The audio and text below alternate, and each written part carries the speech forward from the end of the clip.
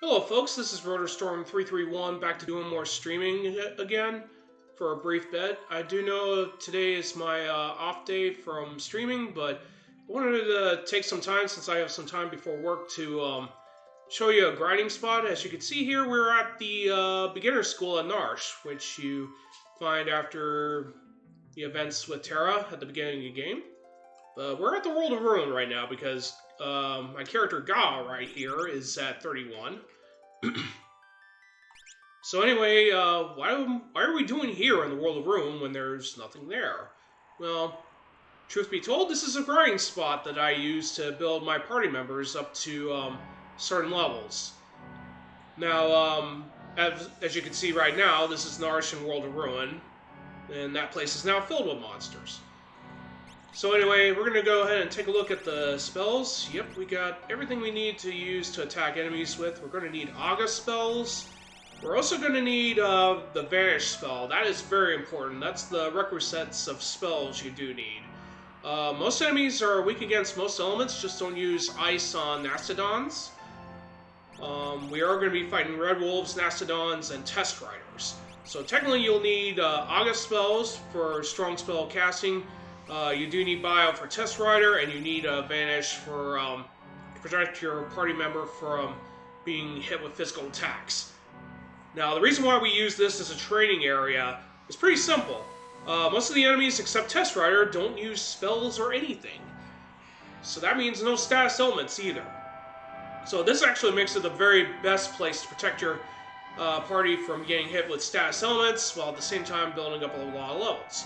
So how do we do this from level 31 to level 45, which what I do for most of my characters? It's pretty simple. We go to the relics. You do need the experience egg. You can find that at Daryl's tomb. You can solve the tomb's puzzle there by filling out a blank tombstone. But you can also find a hidden passage where the treasure chest with the Kazaran gown is, and you can search around the walls there to find the path leading to the egg. But you do need the experience egg, you do need August spells for attacking, Bio for Test Rider, and Vanish to protect your character from physical attacks. Now, in Umaro and Gogo's situations though, you will need to use the beginner's school's recovery spring bucket to heal your team up. You can also save your game there, which is also pretty nice too. So I'm going to give you a little rundown as to how this grind works.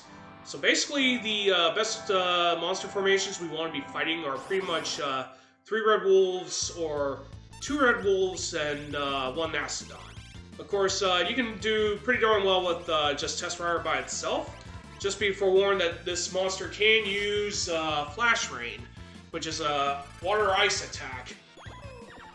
But it rarely uses it as long as the battle doesn't drag on too long.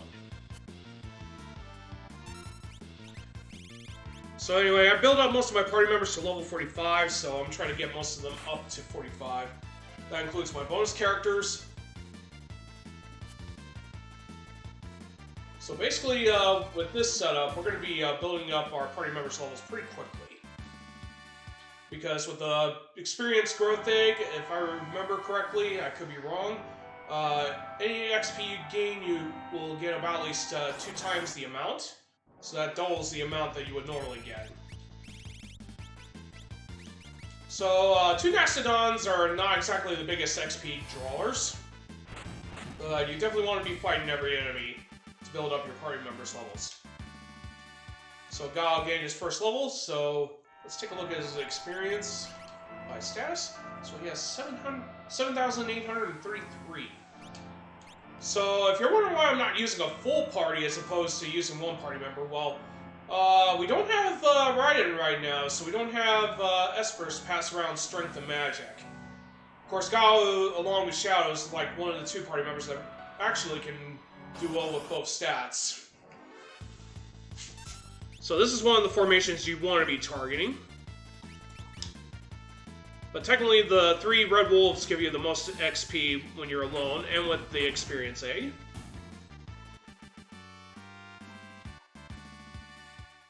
Alright, so last time we checked our experience level, and look at that. That took about at least 4,000 from that fight alone. Or close to it.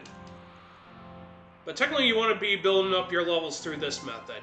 Now, I tend to save most of the grinding until after I get all my party members back on board. So it's probably best if you're trying to be cautious as to how you get your stats for your party. You can either do it once you get the ride in Esper, or in my case, you can wait until you get all of your party members back on board, including Gogo and Umaro, and then you can start just doing business. Alright, let's see which rage we should use.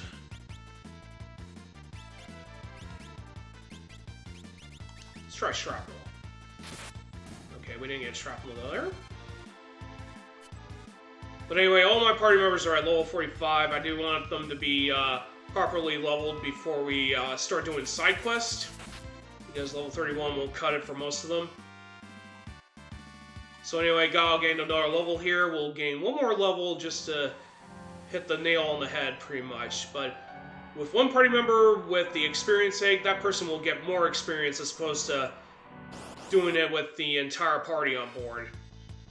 Technically, this is probably the most safest method to use as opposed to doing it at Dinosaur Forest.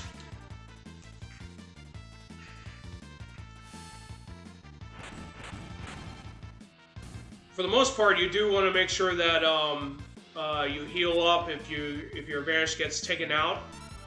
And like I said before, you can also use the Skull's recovery spring to recover as well.